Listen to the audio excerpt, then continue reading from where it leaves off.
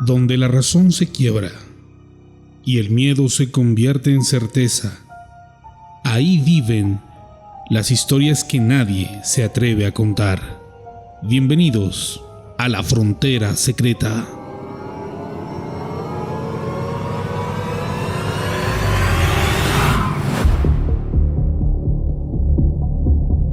Es el año 1989. En un parque tranquilo de la Unión Soviética moribunda, la ciudad de Voronezh, al sureste de Rusia, parece sumida en su rutina. No hay cámaras, no hay teléfonos, solo un cielo amplio y gris, como casi todos los días del otoño soviético. Todo parecía normal. 10 niños juegan persiguiendo un balón, mientras otros transeúntes caminan con paso cansado y algunos ancianos descansan en bancos de concreto. El silencio se quebró. Un zumbido profundo, como si surgiera de las entrañas de la tierra, atravesó el aire. Los niños levantaron la vista y lo vieron. Era una esfera roja flotando, girando lentamente mientras descendía sobre el parque.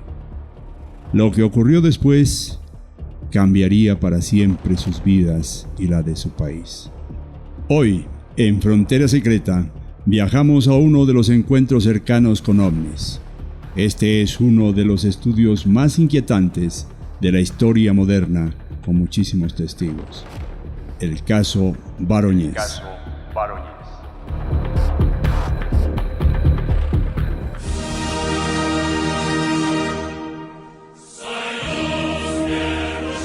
Para comprender mejor lo que sucedió aquella tarde y por qué tantas personas aún se preguntan si fue real, es importante detenernos un momento, entender el lugar y el tiempo.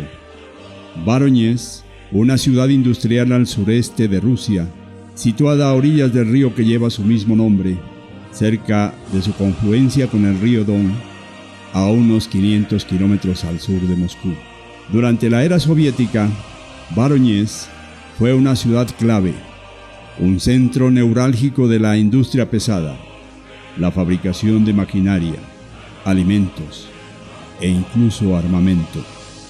En 1989, la Unión Soviética atravesaba una de las crisis más profundas de su historia.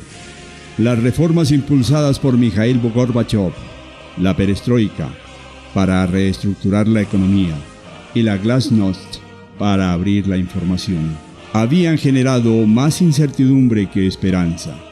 La economía se desmoronaba, el desabastecimiento era cotidiano y Moscú ya no podía sostener la carrera armamentista contra Estados Unidos. Y al interior del país, el descontento crecía, los nacionalismos resurgían. La autoridad del Partido Comunista se debilitaba. Era el principio del fin.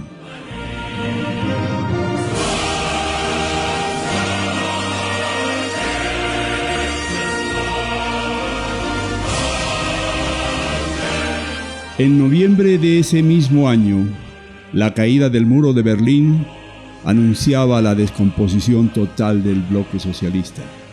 Pero no todo era oscuridad. Por primera vez, los soviéticos podían hablar sin miedo. Se publicaron libros prohibidos, se liberaban prisioneros políticos y las emisoras extranjeras dejaban de ser intervenidas. Incluso los ciudadanos empezaban a viajar al extranjero. La información fluía y con ella nuevas preguntas. También se desclasificaron documentos oscuros sobre represión, sobre censura y sobre fenómenos que antes habrían sido ridiculizados o silenciados. A esto se sumaba un trauma reciente, el desastre de Chernobyl, ocurrido solo 3 años antes. La población aún vivía con miedo a la radiación invisible. No confiaban en lo que el gobierno decía. Y si algo extraño ocurría, ¿quién les garantizaría que no se ocultaría otra vez? En ese clima tenso, la ansiedad colectiva desconfianza institucional y apertura informativa, sucedió lo impensable. En un parque de Baroñez, algo descendió del cielo, y lo que los testigos vieron no pudo explicarse ni con la ciencia ni con la ideología.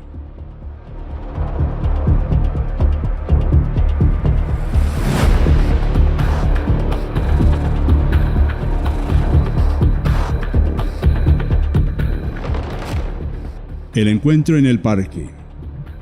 Es importante dejarlo claro desde el inicio. Esta historia no nació de un rumor, tuvo múltiples testigos y muchos de ellos fueron documentados. Son las 4:30 de la tarde del 27 de septiembre de 1989, en el parque del barrio South Park, en la ciudad industrial de Baroñez. 10 niños juegan al fútbol, corriendo tras un balón. 2 adultos los vigilan a la distancia. Algunos ancianos observan desde los bancos. Otros esperan el autobús, distraídos por la rutina. La escena es tranquila, familiar, hasta que el aire cambia. Un zumbido profundo, grave, como si emergiera de las entrañas de la tierra, se extiende por todo el parque. Los niños se detienen, miran al cielo, y entonces lo ven. Una esfera roja, metálica, de unos 9 o 10 metros de diámetro. Aparece sobre los árboles, flota, gira lentamente y comienza a descender en completo silencio. Nadie se mueve, nadie comprende. La esfera toca tierra y se abre. De su interior emergen 2 seres gigantescos, de casi 3 metros de altura. Llevan trajes plateados y botas de color bronce. Uno de ellos tiene 3 ojos rojos, 2 donde los tendría cualquier ser humano y un tercero en el centro de la frente, que brilla intensamente. Tras ellos desciende una tercera figura. No parece un ser vivo. Es un robot sin rostro, de movimientos rígidos. Una máquina. Todos observan con terror. Uno de los niños, Basia Surin, entra en pánico. Grita. El robot se detiene. Parece analizar a quienes tiene delante. Luego, abre una compuerta en su pecho. De allí emana un haz de luz roja, con forma de triángulo invertido. El rayo impacta directamente en Basia. Su cuerpo se congela y en cuestión de segundos desaparece. Se desvanece frente a los ojos de sus amigos. Segundos después, Basia reaparece en el mismo lugar. Está inmóvil, pálido, con un fuerte dolor de cabeza. No recuerda nada. Otro niño, Volodya Starset, se encontraba aún más cerca de los seres, a apenas 5 metros.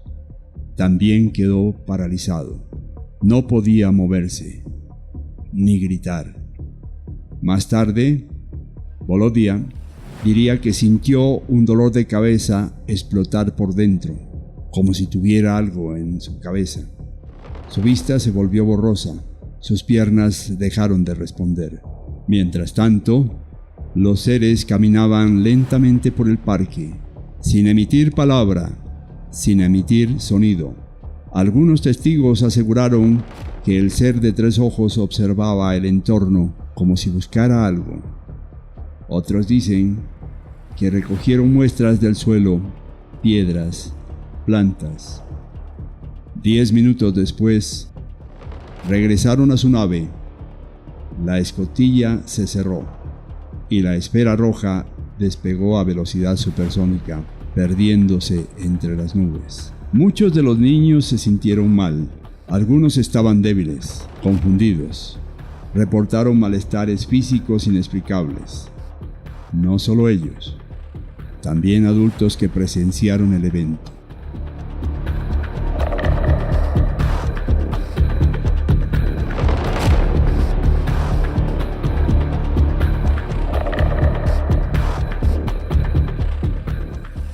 Todo esto ocurrió a plena luz del día, en un parque público, en medio de una ciudad soviética repleta de fábricas, edificios de concreto y silencio. Los testimonios coincidían. Incluso 2 pilotos soviéticos aseguraron haber visto objetos voladores no identificados en la misma región, el mismo día. Objetos que no aparecían en el radar.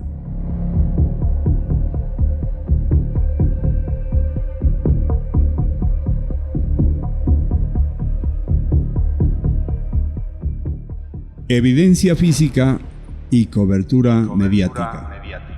Pero el impacto del evento no terminó con la desaparición de la nave. Al día siguiente, decenas de personas se acercaron al parque. Querían ver con sus propios ojos lo que los niños habían contado y lo que algunos adultos también afirmaban haber presenciado. Lo primero que notaron fue que varios árboles estaban dañados, como si una fuerza invisible los hubiera quemado o doblado desde dentro. El suelo tenía una marca circular profunda, de alrededor de 20 metros de diámetro, por lo cual calcularon que esta nave espacial tendría unas 11 toneladas de peso. Las marcas estaban perfectamente definidas, similares a las que dejaría un tren de aterrizaje de una nave. También dejó 4 orificios en forma de rombo. También encontraron un exceso de radioactividad y una elevación enorme del campo magnético. Y había más. Sobre la hierba, los investigadores encontraron rastros de un polvo rojizo, metálico, que no correspondía a ningún material conocido en la zona. Esta fue, sin duda, la manifestación más importante del fenómeno. Por primera vez en mucho tiempo, un caso ovni en territorio soviético no solo tenía testigos, sino evidencia física tangible. La noticia se esparció rápidamente. En pocas horas, varios medios nacionales comenzaron a cubrir la historia, e incluso medios internacionales como The New York Times y El País de España hablaron del caso Vorónezh. Un equipo de científicos del Instituto de Geofísica de la Universidad Estatal de Vorónezh fue enviado al lugar. Su informe fue contundente. Hemos encontrado huellas físicas claras en el terreno. La compactación del suelo no pudo haber sido provocada por maquinaria terrestre. El patrón es simétrico, consistente y coincide con un objeto que habría ejercido una presión uniforme al aterrizar. También analizaron el polvo metálico y, aunque no ofrecieron resultados concluyentes sobre su origen, confirmaron que no se trataba de ningún residuo común de la zona. El caso pasó a ser de una historia infantil a una incógnita nacional. Pero lo más desconcertante no fueron las huellas, fue lo que los científicos encontraron al analizarlas. El Instituto de Geofísica Aplicada de Moscú, en colaboración con la Universidad Estatal de Vorónezh, envió expertos para estudiar las muestras recogidas en el parque. Entre ellos destacaban Vyacheslav Zaitsev, un respetado físico soviético especializado en materiales exóticos, y Genrik Silanov, del sector militar. El análisis del polvo rojo reveló algo inusual. El material contenía escandio, lantano y neodimio, elementos raros en la Tierra y muy poco comunes en muestras superficiales del suelo ruso. Además, los sensores detectaron radiación ionizante ligeramente superior al promedio, justo en las áreas donde la nave había descendido. Aunque no era una dosis letal, sí era anómala, especialmente en una zona urbana sin historial de exposición radioactiva. El físico Zaitsev llegó a declarar en una entrevista posterior: La La combinación de marcas físicas, alteración del terreno, elementos no habituales y síntomas físicos en los testigos convierte este caso en uno de los más sólidos que hemos documentado. La agencia oficial de noticias soviéticas TASS publicó el informe, algo inédito en esa época, y casi de inmediato el mundo prestó atención.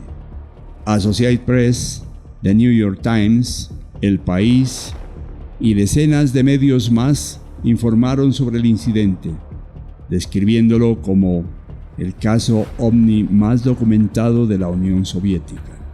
En plena era de apertura informativa, los soviéticos no solo hablaban por primera vez de estos fenómenos, sino que los analizaban científicamente.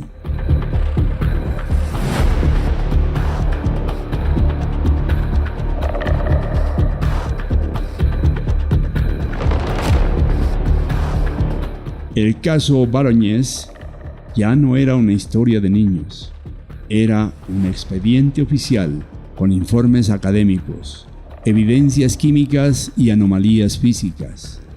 Y con cada testigo que confirmaba lo sucedido, la pregunta se hacía más incómoda. ¿Qué fue lo que realmente aterrizó en ese parque?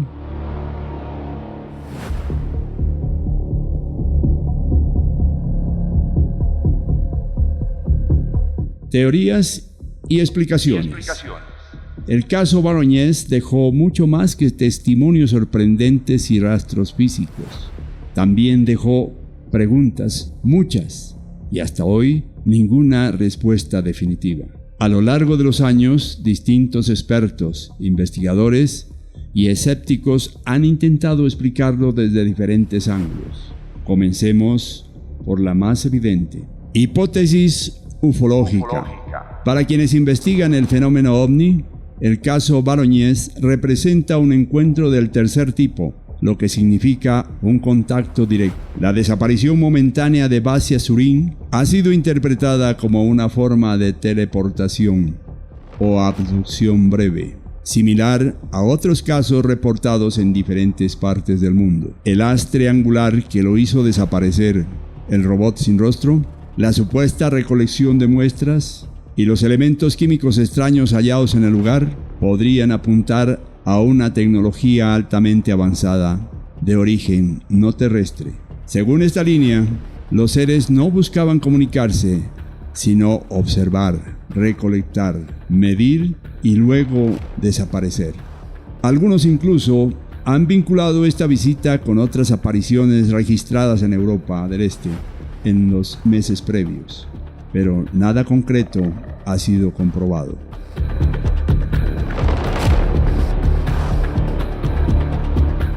Hipótesis psicológica. Ahora bien, otros han visto el caso desde una perspectiva mucho más humana y más terrenal. La teoría de la ilusión colectiva infantil sugiere que lo sucedido fue un episodio de contagio psíquico entre los niños. En un contexto de ansiedad social post-Chernobyl, con la Unión Soviética al borde del colapso, los niños podrían haber interpretado algo inusual, como un globo experimental, una luz o un ruido extraño, como algo extraordinario. Los adultos contagiados por el pánico y el relato infantil podrían haber distorsionado o exagerado sus propias percepciones. Esta hipótesis se apoya también en la influencia creciente de la ciencia ficción occidental que ya empezaba a entrar en la Unión Soviética tras años de censura. Sin embargo, hay un problema con esta teoría. Los síntomas físicos reportados por los niños, mareos, parálisis, desmayos, no son típicos de una simple sugestión. Y los rastros físicos encontrados por científicos independientes no encajan en una simple invención.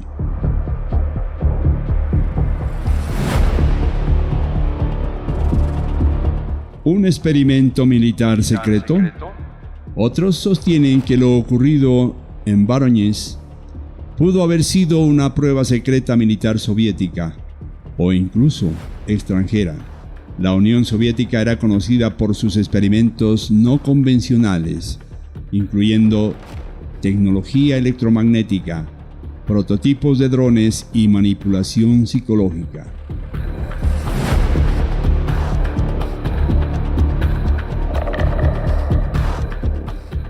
¿Y si la nave no era extraterrestre, sino humana?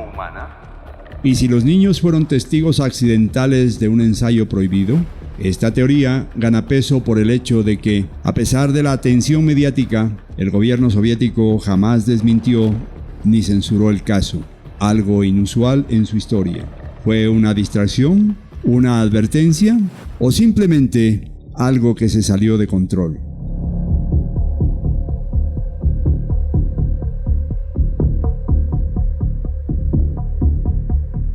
¿Una consecuencia de Chernobyl? También ha habido intentos de conectar el evento con residuos industriales o alteraciones medioambientales derivadas de Chernobyl, ocurrido solo 3 años antes. Algunos creen que los síntomas físicos de los niños podrían estar relacionados con exposición indirecta a radiación o químicos. Sin embargo, las mediciones de radiación fueron localizadas exclusivamente en el punto de aterrizaje, no en todo el parque. Y no hubo evidencia de contaminación general ni fuga de materiales radiactivos de origen humano en Voronezh. Por eso, esta hipótesis ha ido perdiendo fuerza con el tiempo.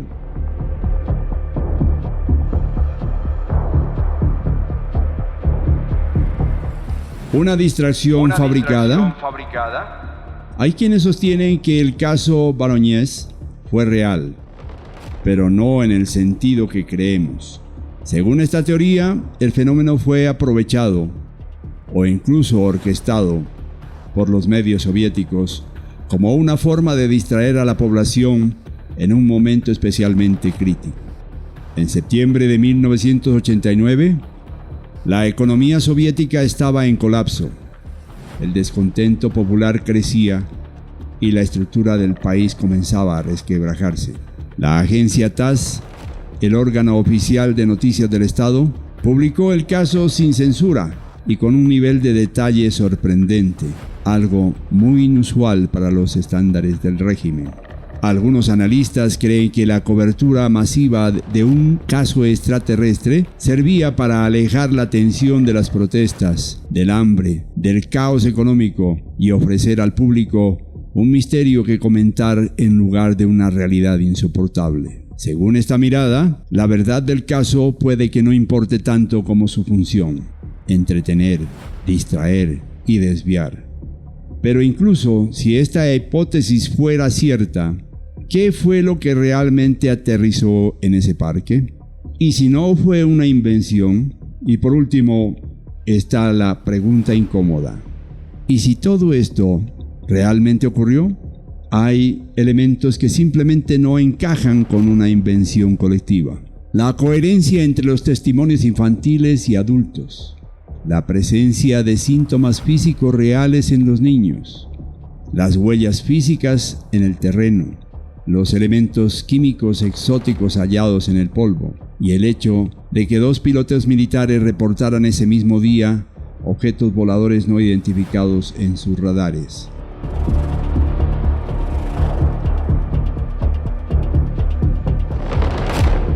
El caso Voronezh parece que no fue un juego de niños. Fue una manifestación pública, documentada, física y aún hoy sin explicación definitiva. El caso Voronezh no es famoso por tener luces en el cielo. No lo es por la forma de su nave, ni por los trajes de los seres, ni siquiera por el polvo rojo que dejó en el césped. Es famoso porque no se desmorona fácilmente. Porque incluso hoy, cuando lo revisamos con lupa, sigue habiendo testigos, síntomas, rastros y preguntas que resisten al olvido.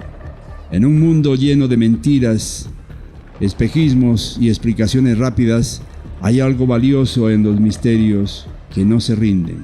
No te dicen qué pensar, solo te invitan a no dejar de mirar hacia arriba, o quizás a mirar más de cerca lo que ocurre justo bajo nuestros pies.